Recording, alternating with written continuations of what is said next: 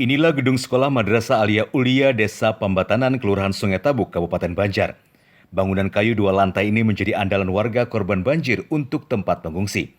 Sekitar 200 orang mayoritas ibu-ibu dan anak-anak bertahan di perkampungan yang memang terisolasi. Mereka pun mengharap bantuan saat ini karena akses yang susah dilalui.